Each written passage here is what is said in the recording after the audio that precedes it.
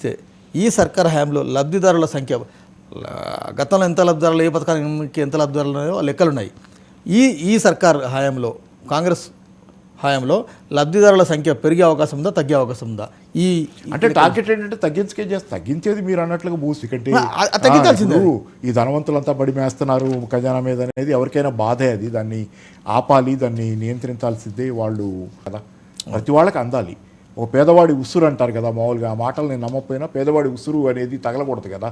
పేదవాడి ఉసురు పేదవాడి దరఖాస్తులతో లాభం ఏంటి? ఒక్క మాటలో ఏమీ లేదు, వాయిదా అంతే. అసలు అవసరం లేదు. ఇప్పుడు ధరని మీరు తప్పు కాదని మీరే చెబుతున్నప్పుడు దానిలో సర్దుబాట్లే అవసరం ఉన్నప్పుడు ఇక ధర మీకు ఎందుకు? దీనికి రైతు బంధుకి రైతు భరోసాకి అవసరంలా తీసేయండి.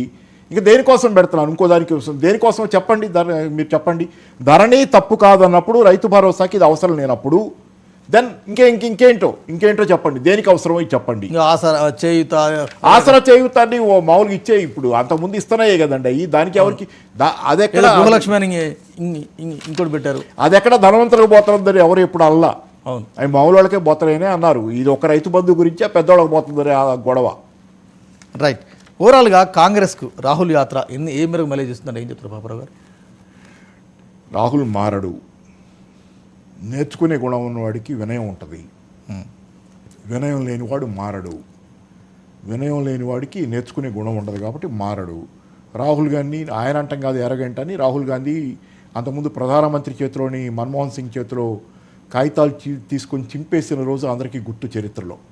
ప్రధానమంత్రి ఏదో ప్రెస్ మీట్లో మాట్లాడుతుంటే పోయి ఇతనికి ఏ హక్కు ఉందని, ఇతను ఒక ఎంపీ, కాంగ్రెస్ ఎంపీల్లో ఒక ఎంపీ, 500 పార్లమెంట్ సభ్యులు. ఆ చింపేసిన రోజే ఇతను ఏంటనేది దేశం గమనించింది. అర్థమయ్యే వాళ్ళకి అర్థమైంది. యారగెంట్గా ఉండే మనిషి ఎప్పుడు నేర్చుకోడు. ఇంతకంటే నేను చెప్పలేను. ఎందుకంటే యారగెన్స్ లేకపోతే ఎవరైనా నేర్చుకుంటారు, మారుతారు. ఎవరైనా మారచ్చు, ఎవరైనా ఎంతైనా ఎదగచ్చు, మానసికంగా పరిపక్వం చెందొచ్చు. ఇప్పుడు రాజశేఖర రెడ్డి ఉన్నారు ఒక ఉదాహరణ, అది కాదని నేను. ఆయన పాదయాత్ర చేస్తే పాదయాత్ర తర్వాత నా కోపన్నరం తెగిపోయిందన్నారు. నా కోపన్నరం తెగిపోయిందన్నాడు. ఆయన చాలా మారాడు కూడా. పాదయాత్ర తర్వాత చాలా గొప్పగా ఎదిగాడు. అది సాధ్యమేనా? నాకు అనుమానమే. నేను ఐ డోంట్ డౌట్. కానీ ఇంకొక 2 నెలలు మార్చి ఏప్రిల్లో ఎన్నికలు జరుగుతున్నాయి. ఎన్నికల ముందు జరిగే ఈ యాత్ర మీద ఇండియా కూటమి కావచ్చు, ముఖ్యంగా కాంగ్రెస్ కూటమి, కాంగ్రెస్ ఫ్యామిలీ చాలా హోప్ పెట్టుకుంది రాహుల్ గాంధీ యాత్ర మీద. 10 సంవత్సరాలుగా అధికారంగా దూరంగా ఉన్నారు కదా. కాదు, దాని విషయాల్లో రకరకాల అభ్యంతరాలు చెబుతున్నారు, ఏదో చెబుతున్నారు. Poll management